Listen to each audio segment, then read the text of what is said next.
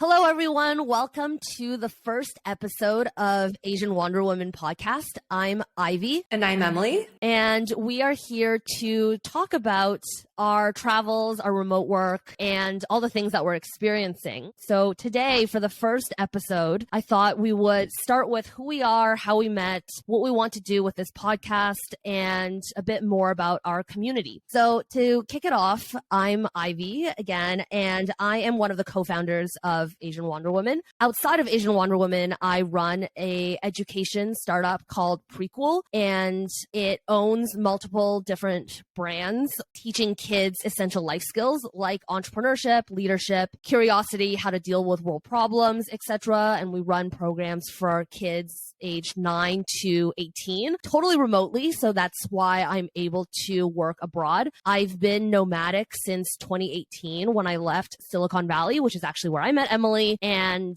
head for the road where I thought I was going to take a sabbatical, which ended up being extended because I just loved being able to live in a different place every 1 to 2 months. And that just continued until today. I'm in Tokyo right now where I have to work nights and mornings, but I wouldn't have it any other way. Emily, why don't you go? Yeah. So hi, everyone. I'm Emily. I'm the other co-founder of AWE, as we like to call it. I am a community strategist and currently a content creator. So as Ivy mentioned, we both met in San Francisco, which is where I spent the bulk of my career working and building different communities for companies like Booking, Google, OmniSci. And then the past 3 years, I have been in Singapore working for a tech media company and Stripe. So I was there for 3 years, loved the whole expat life, but realized that I could actually just work remotely and live anywhere else in the world. But due to wanting to be closer to family, I actually decided to quit my job. And I currently now consult a startup in New York, and I'm trying to break into content creation. And right now I spend my time rotating between San Francisco, Singapore, and Taiwan. So yeah, that's me in a nutshell. I totally didn't talk about my time in Silicon Valley. Like, Emily, you talked about all of the different startups that you worked at. I'm like, oh yeah, my life just started after I left Silicon Valley. And actually, it really feels that way. It was like a huge stage change from my early 20s or our early 20s in California to kind of make up for that. I'm Canadian and I moved to the Bay Area and found a job in tech when that was really not the thing to do. Worked in e-commerce and fintech for 2-3 years before moving out and starting to travel and building remote companies, which is actually like a great lead into how Emily, like we met. We really like to tell this story because I think Silicon Valley was like actually just like a really special place, first of all, where like almost everyone that you meet in your early 20s are other people in their early 20s who come to Silicon Valley to really make something of themselves and to be super ambitious and very, very career oriented, no matter where you meet them. And Emily and I like met in a club on her birthday where I didn't really have a great impression. Actually, maybe I can share my impression of you first, Emily, and then you and then I can tell you what I thought. I don't think you remember me that night. I met this guy through a friend at a house party. It was the only friend I knew that I was there with. And he wanted to, we're just not going to mention any names here because I'm still friends with them that came to my wedding. But at this party, I ended up following my friend and his friend to a club where Emily was having her 23rd birthday. I'm like almost certain it was 23rd birthday. It was like a Friday night or Saturday night, I don't know. And the lines were so long and I was full on sober. And I was like, why am I here? But I only have this like one friend that I was going to spend the night hanging out with. And we ended up at this club where I was like, I don't even know this other guy and he's going to go meet some girl. Like, why am I here? And as soon as we come in and he's looking for Emily, I see this like drunk girl flailing her arms, running across the bar and like giving this other guy a hug. And I'm like, okay, well, glad that happened. And then she waved to me and then I never saw her again. Wait, we did see each other again like a couple months later, but my version of the story is like, yeah, I didn't remember anything, actually. To be honest, it was like my birthday. So like every birthday I celebrate it at Raven Bar, which those who have gone to that bar specifically, it's like a staple. They play like 90s music. They have like lychee margaritas and like martinis. It's just such a great place and such a great vibe. From what I remember, yes, I was just like having the time of my life. It was my birthday and I had invited everyone that I knew. So for context, Ivy, I was like, I didn't even know you were coming. Yeah, wait, I don't really remember the you met entire him before? transaction. Or was this just like once. that was the first time? Once. Oh, okay. The bar itself was the second time. And then I think after that event, you and I met at like a flea market or like another social event. Do you remember? It was like by the water. That was when we were friends already again. I think the next time we saw each other was your then boyfriend's next birthday, where he invited me and like then we really hit it off because you were not drunk. And then you realized how cool I was and vice versa. Yeah, exactly.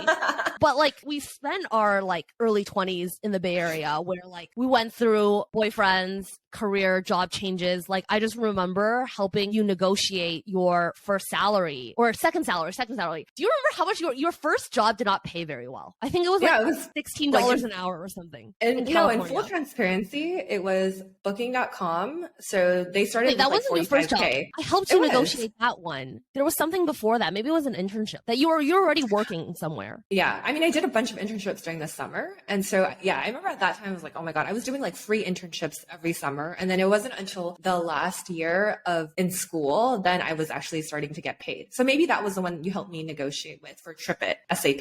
No. It was booking. You had interviewed and then they offered you something like super low or $22 per hour. And I was like, go for 26 or something. And then what else happened in California? I think like jobs, boys, clubs, parties. It was a lot. So fun. I mean, you also went through a lot of transitions too with like your visa, right? Like you were working at Wish and then things happened. It was an interesting time because I feel like you and I did hang out for quite a while. And then I think when you left San Francisco, we kind of didn't talk for a while because we're also like nomading and exploring the world. And then it wasn't until like 2020, we kind of like reconnected fully and then built a community together. Right? Yeah. I think what really bonded us, like back in San Francisco, now thank you for mentioning my story. I was like almost, but I think like what we really connected on was I felt like we were both almost like underdogs coming from places that like don't usually go to Silicon Valley, at least in 2015. Now it's like a little more common to get a job in tech. But I mentioned in the beginning of my story, for me, I studied business I think you did too, maybe. I studied business in Canada. And even though it was like a top business school in Canada, it was like unheard of. Like that school is just not known in the US and let alone in like Silicon Valley. And I didn't have a network here. So it was really out of like pure grit to be like, I'm going to stay. And it was really difficult for me because it wasn't Wish. Wish was where I ended up, but I joined a company and went under in 4 months. I had to find like a job because I didn't have a work visa and I barely had work experience. Found another job. The company, like the CEO got caught for fraud or something. And then they laid off a huge percentage of the company. And I was only at my second company for 5 weeks. Within a year, I had to job hunt 3 times in order to stay there. And it like I wrote articles about this and how like much of an emotional toll it was because I felt so behind from my peers that I couldn't keep a job. Maybe I should have stayed in Toronto and gotten like a consulting or investment banking job, but I really wanted to be in Silicon Valley and I knew what I wanted. And I saw that in you too, Emily. Like maybe you can share your story of like going to like not like Berkeley and Stanford and like choosing to stay. And like, it's just really hard, right? Yeah. I mean, I went to a state school. So I went to San Francisco State. I mean, not to bash on it or anything publicly, but it wasn't a good college. Like everyone would assume that I went to UC Berkeley, like when I started working. And obviously I had to correct them, right? So I would say, oh no, I went to SF State. And they'd be like, oh yeah, the one on the hill. And they assume it's UCSF, like the private school. I'm like, no, like, you know, the state school in Daly City. It's not even in like the city, but it was hard. I feel like I didn't make a lot of friends at school and I didn't have people to like motivate me or to kind of like be a little bit more ambitious and like think ahead in the future. And then every internship that I applied for, I probably applied for like hundreds every summer. And that's why I took unpaid ones because I couldn't find paid ones. And it was just so competitive because I was competing with kids from like Stanford, Berkeley, private schools around the Bay Area. And like, there's just such a condensed population of like really intelligent, hardworking kids, especially the ones who've been like going to like private tutoring and, you know, got like perfect scores on the SATs. And so I feel like, I think you and I really did connect because I felt like I was the underdog in the Bay Area. And you and I just kind of fought our way into things, places, jobs, doors. And I feel like it's made me a really grittier person and I want something and I'll go and get it. But it was tough. The early 20s were tough. But I'm really glad that I also like had you as a friend too, because like no one told me about salary negotiation. No one told me of like all the different things I could do in tech and my career. Yeah, I mean, I learned that because I had to interview, like I applied to hundreds of companies, like because it was my first day out of school, and like to go through that myself was really hard. So I think that a lot of our success today,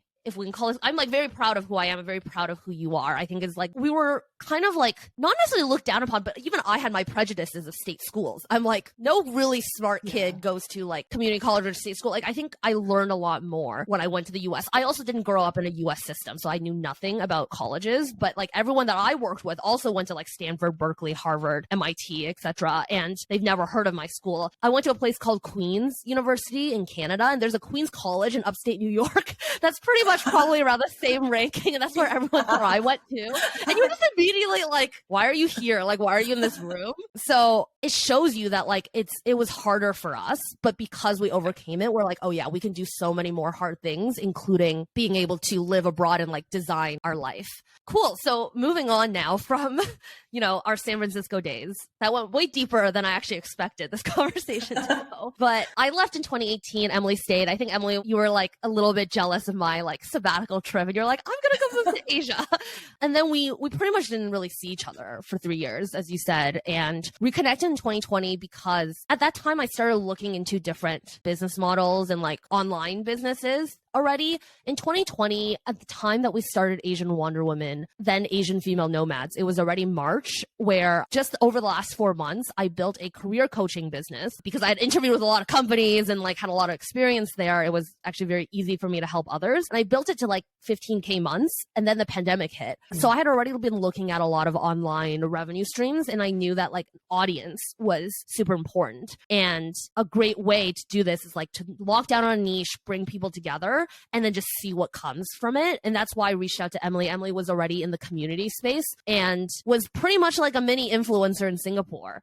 And I was like, do you want to build this community for women and like travel kind of thing? What did it feel like for you? Yeah, I remember it was like you reached out and we reconnected. And originally we wanted it to be like a woman in tech kind of group, but we both agree that it had been done like so many times, been overdone. And then both of us were like, where are our interests? And I think around it was like travel, being an Asian woman. And we were okay with the idea of having it much more niche, whereas like the connections would run a little bit deeper. The relationships we built would, live on more, like compared to like a 100,000 community compared to like a smaller scale community. There's a big difference in doing that. But I think you and I, like, it brought us together actually like every week, right? Like we'd have calls every week. From then until now, we still do that. And I feel like, being able to work together as like partners and building this community made me learn a lot. And I think we grew it very organically. We don't have marketing budgets. All of it was word of mouth and like through connections and social media. So I'm really happy with where we are and how we grew it.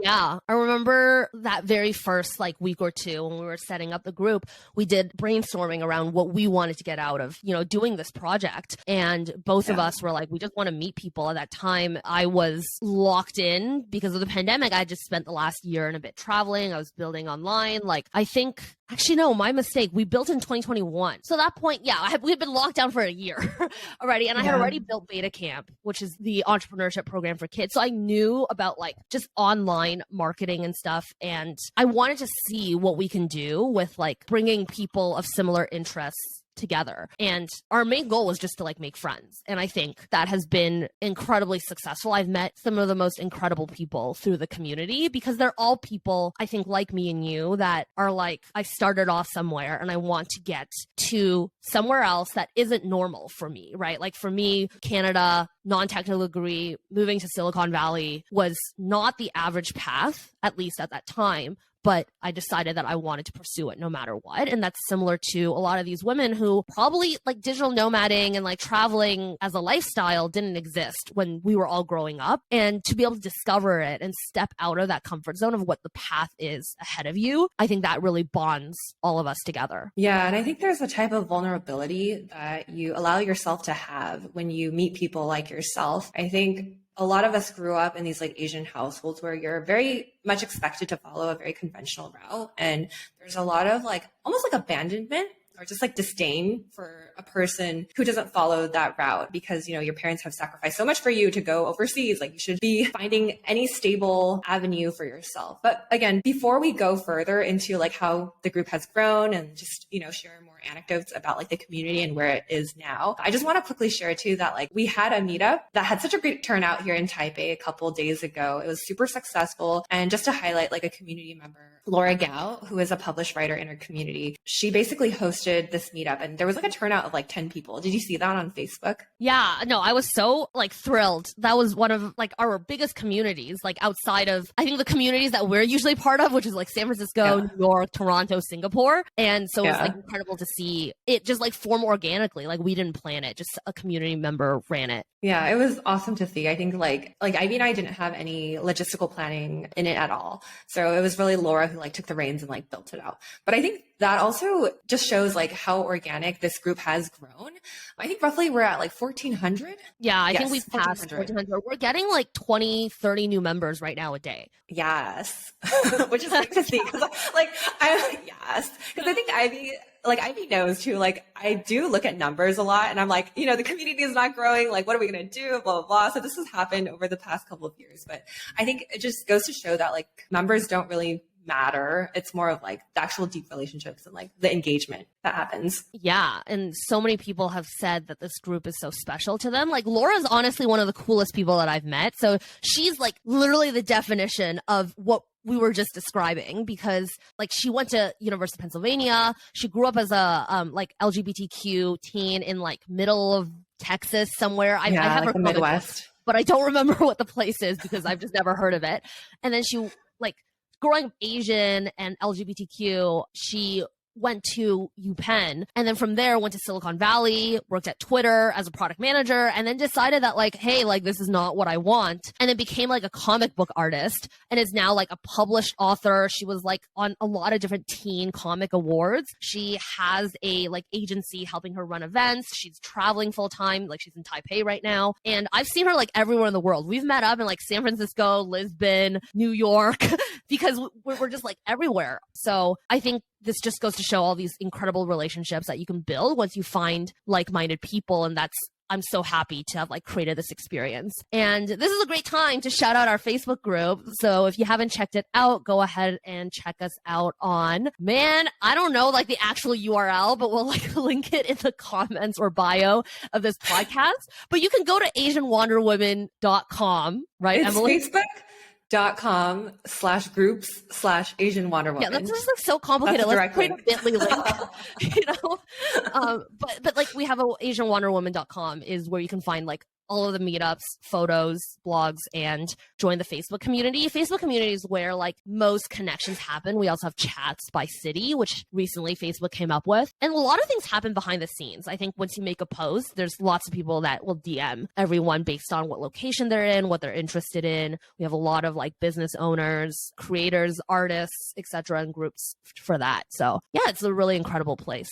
Yeah. One thing I want to add too is like, because there are so many diverse talents in our community, like one of the initiatives we've been wanting to like draw out is to highlight them. So we also have these like online events that have like workshops or just like discussions and like panels to really talk about like, how to travel remote or like how to female travel solo, or how do you become a LinkedIn creator and like 10x your following. So there's a lot of different like skill sets that we've been tapping into from our members and just like bringing them up to the top and sharing it with our community. So, it's not just like a social community. It's also a learning community, an education community, a wholesome community. We do it all. I think it's just really fun because we're just building it for ourselves too. Yeah. Everything that I want to learn. So for example, I think one of our first events was on egg freezing because I'm like, hey, maybe I want to freeze my eggs. And turns out like everyone like me in this community all are thinking the same thing. And that's like still one of our most popular events. And we just had one about like how to travel abroad and be a digital nomad, where we had like a panel of people. Like we have lawyers and like nurses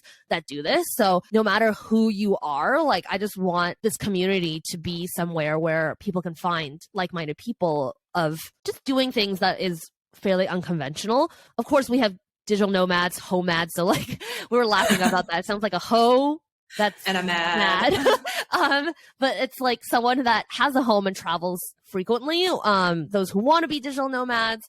And I'm just excited to see where this goes over the next few years because I'm married. I'll probably have kids in the next 3 years. Like, I think I'll forever have that travel bug and like want to learn about different cultures. And so the community will expand based on like its members. And Emily needs to find a boyfriend. So I mean, the community, I don't know, will help with that per se. That's more of like me trying to figure out where is the right city to actually lay down roots and develop good relationships with. Okay, but a lot of girls have asked for like, hey, can you create like an Asian male nomad group?